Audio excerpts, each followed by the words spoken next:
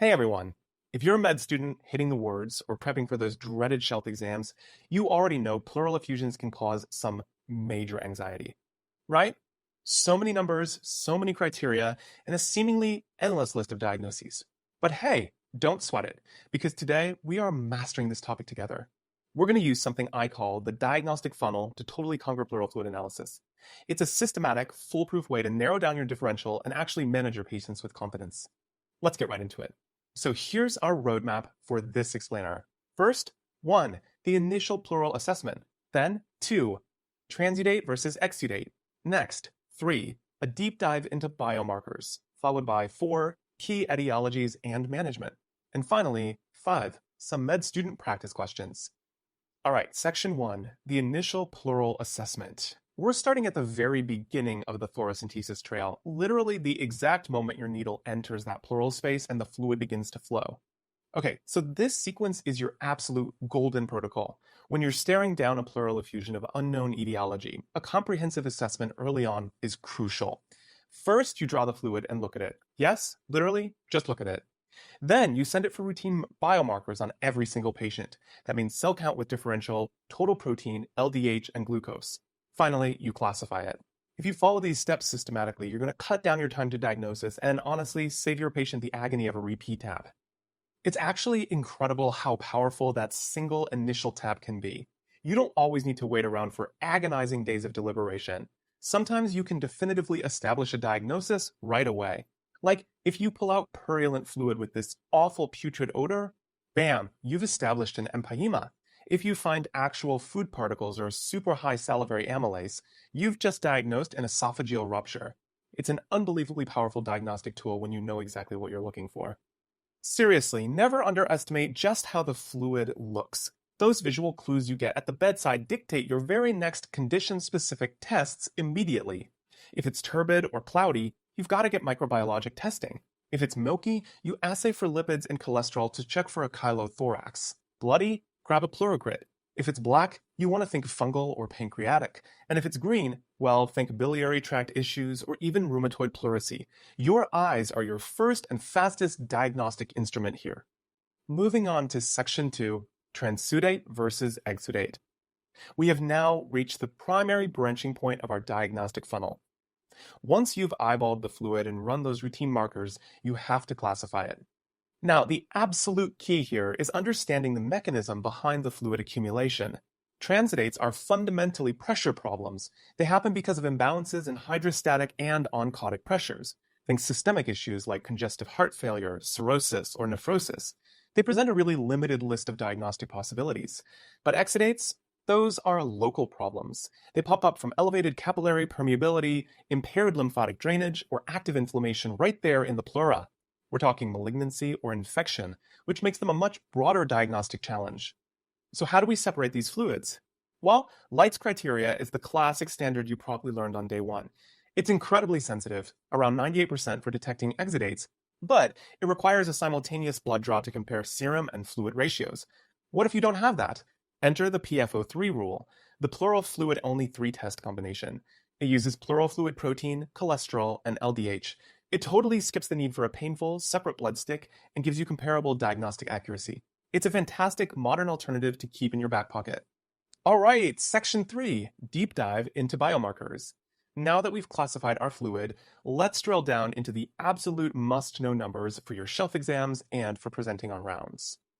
You really want to pay close attention to this number, a pleural fluid pH of less than 7.15. If you have a patient with pneumonia and they develop a parapneumonic effusion, this acidic pH strongly points to a high likelihood that you'll need to drain that space. It basically screams that the fluid is complicated, the bacteria are super active, and regular antibiotics just aren't going to cut it.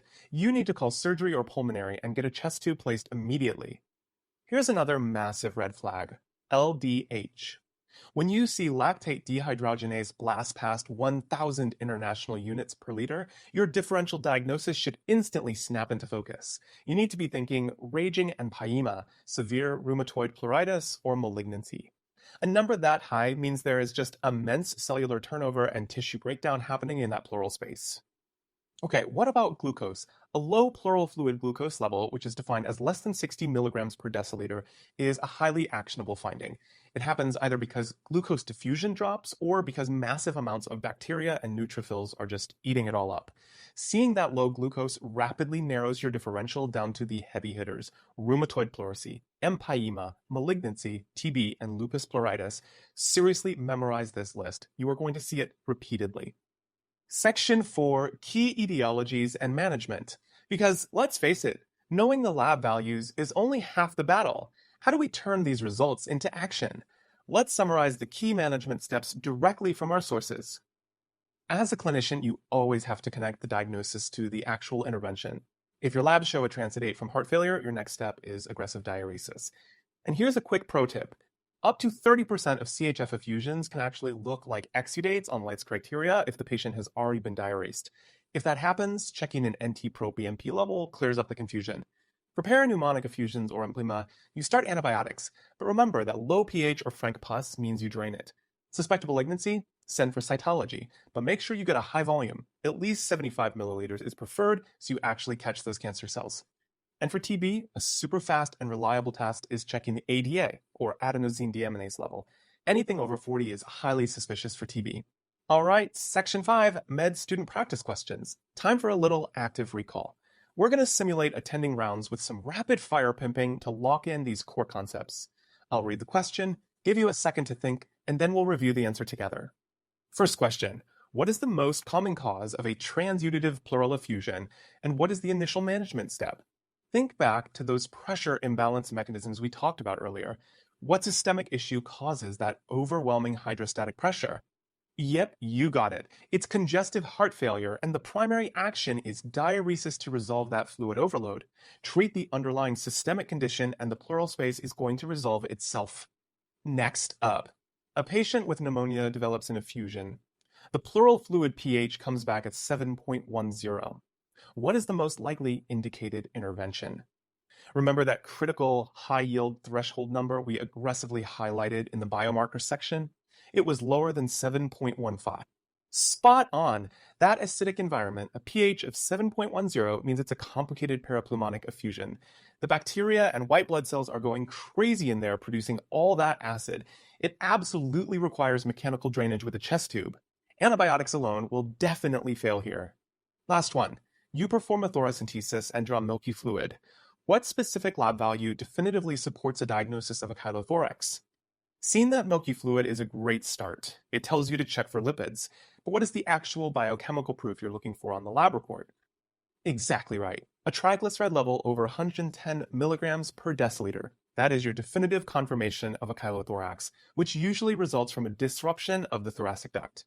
By mastering this diagnostic funnel, starting with exactly how the fluid looks, splitting it into transudates versus exudates, zooming in on specific biomarkers like pH and glucose, and then taking targeted action, you aren't just memorizing facts for a test. You're building a seriously powerful clinical framework. So I'll leave you with this final thought. The next time you're examining a patient and you hear dullness to percussion at the lung bases, how quickly will you be able to apply this structured logic to uncover the truth hiding inside their chest? Keep this explainer handy before your next pulmonary rotation, and I promise you'll be leading the discussion on rounds.